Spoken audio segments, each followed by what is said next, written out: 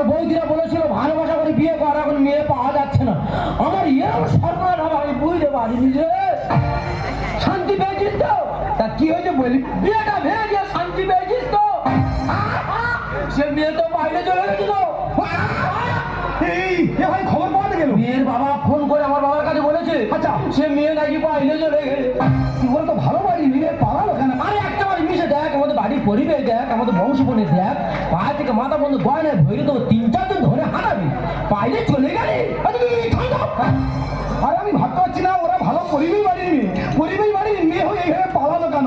আমি কোথায় খুঁজবো, কোথায় পাবো মেয়েটা, আমি কোথায় পাবো? বাবা আমি লগ্ন ভরসা যাবো, আমি বিষ খাবার ভালো লাগে সকাল হয়ে যাবে। তা তুই আমার পথে হাঁটছিস কেন? আমি ভোর থেকে গরুর থেকে ঘুরছি, আমার মাথা ঠিক রে। দাদা তোর পা ধরে বলছিল ভালো, তার পাগলি টাগলি রেখে তোর শরীর অবস্থা ভালো না।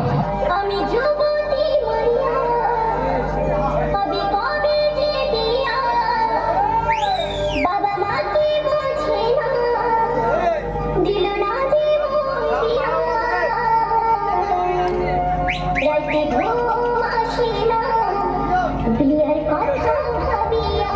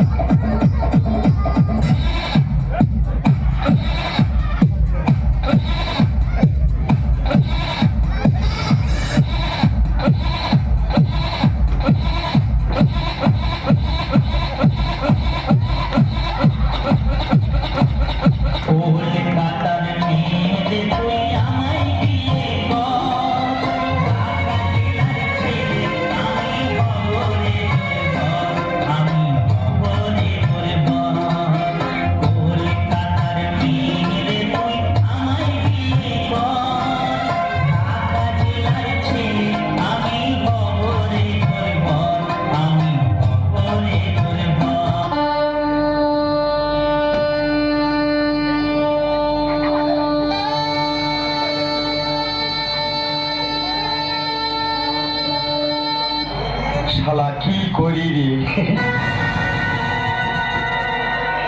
5-6 দিন আগে থেকে খুব চিন্তা করতেছি আমি, কি করি রে? এই যে শোনো,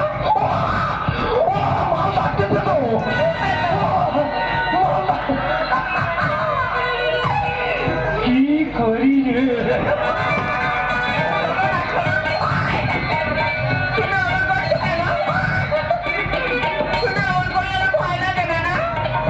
শরীর থর থর করতেছে।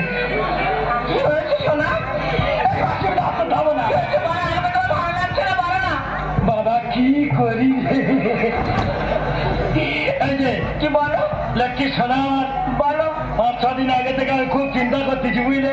খুলে বলো না গো, যে কি দিয়ে শুরু করবো।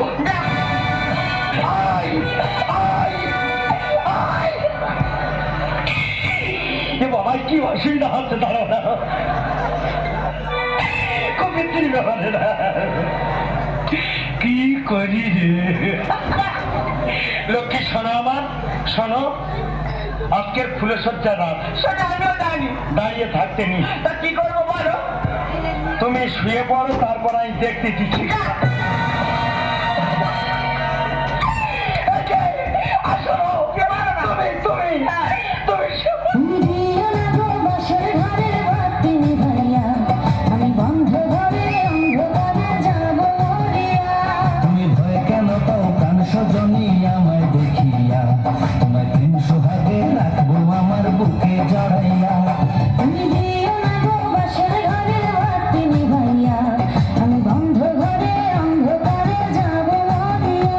আমি ভয়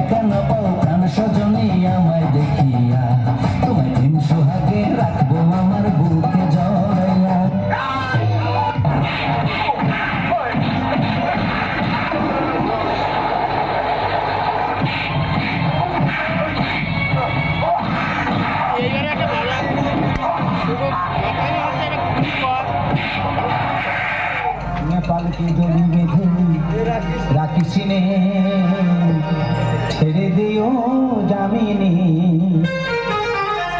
নেপালকে দড়ি বেঁধে রাখিস নে, ছেড়ে দিও জামিনে। কি দোষ করেছে এই নেপাল, কি দোষ করেছে এই নেপাল, গরুর মতো আর টানি নেপালকে দড়ি বেঁধে রাখিস নে, ছেড়ে দিও জামিনে, ছেড়ে দিও জামিনে।